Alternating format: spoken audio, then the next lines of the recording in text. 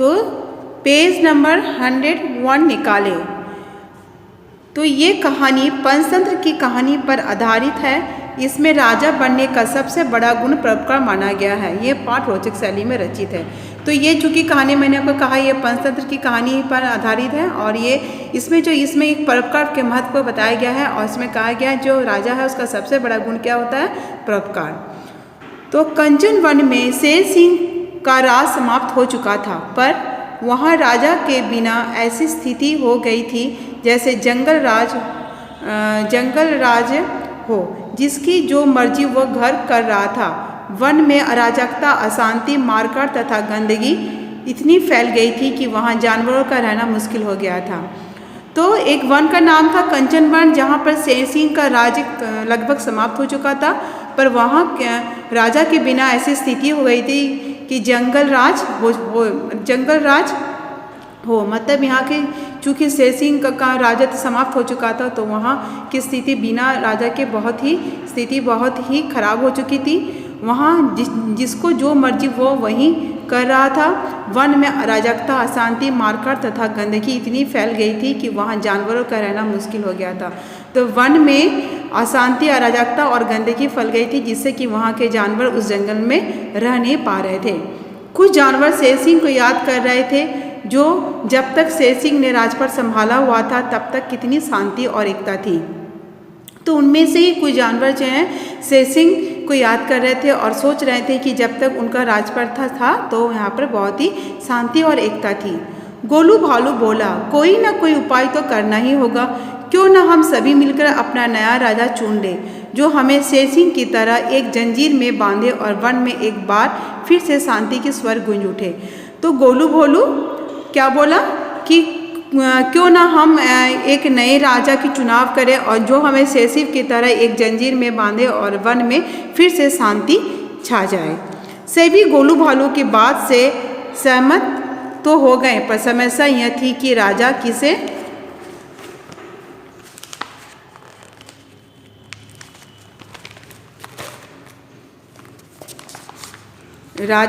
बनाया जाए।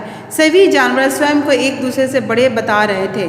तो जब भालू ने कहा कि ठीक है हमें कोई एक नया राजा की चुनाव करनी चाहिए, तो सभी ने इसमें अपने समय दिखाए, लेकिन समस्या यह थी कि राजा किसे बनाया जाए, क्योंकि सभी जानवर स्वयं को एक दूसरे से बड़ा मानते थे। सोनू मोरनी बोली, क्यों न एक पखवाड़े तक सभी को कुछ ना कुछ काम दे दिया जाए।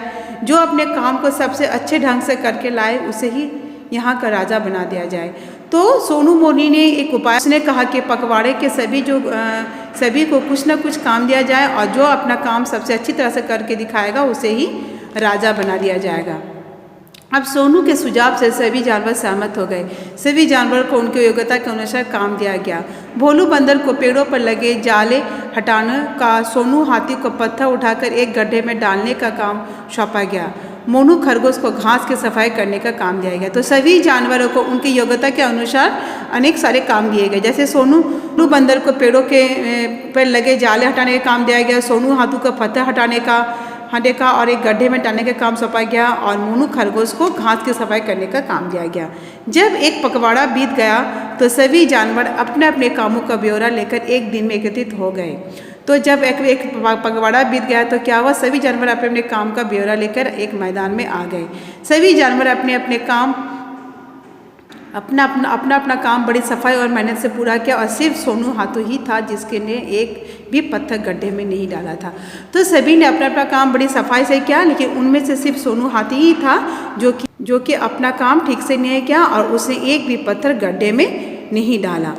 तो इसमें जैसे आपने देखा कि सभी जानवरों का अलग अलग काम, उनके योग्यता के अनुसार अलग अलग काम दिया गया। और जब पखवाड़ा बीत गया यानी जब 15 दिन बीत गए तो सभी जानवर अपने अपने काम का जो ब्यौरा वहाँ पर लेकर एक मैदान में एकत्रित हुए और सभी जानवर अपना अपना काम बड़ी सफाई और मेहनत से पूरा किया था। लेकिन उनमें से जो सोनू हाथी था उसने कोई भी काम नहीं किया था, उसने एक भी पत्थर गड्ढे में नहीं डाला था। तो मैं आपको आज यहीं तक पढ़ाऊँगी, इसके बाकी का अध्याय मैं आपको नेक्स्ट क्लास में पढ़ाऊँगी। तो मैं आपको जीवन मूल्य के बारे में बताऊँगी। तो जीवन मूल्य क्या है? जीवों की रक्षा।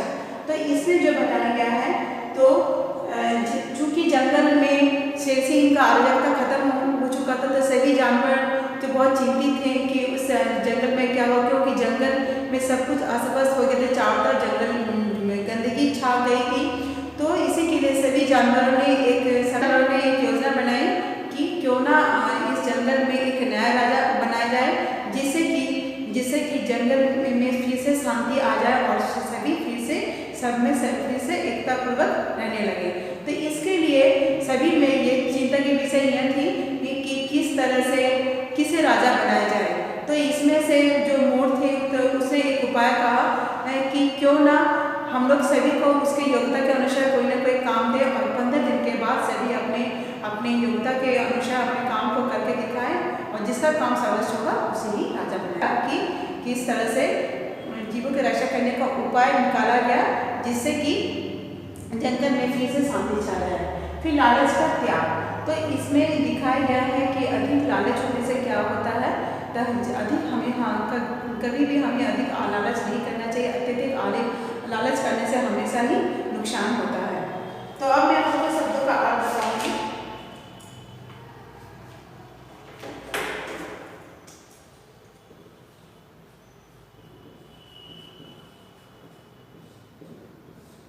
शब्दार्थ: समाप्त,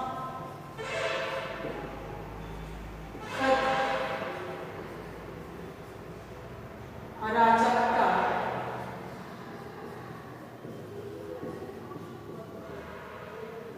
अफरा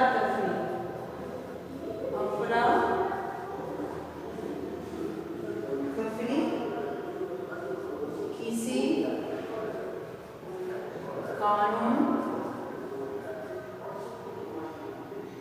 का ना होना, किसी कानून का ना होना। फिर है स्वर, आवाज,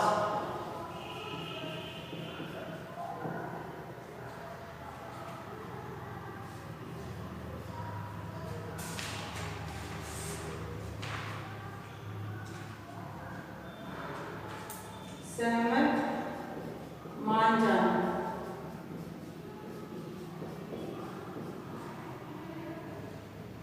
पखवाड़ा,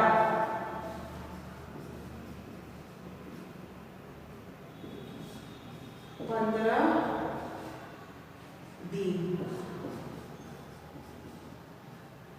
तो पहला है समाप्त, खत्म, अराजकता, अफरा तफरी, किसी कानून का ना होना, स्वर, आवाज, सहमत, मान जाना, पखवाड़ा, 15 दिन। तो ये कुछ शब्दार्थ है जो आपको याद करना है। तो आज मैं अपना क्लास यहीं समाप्त करती हूँ।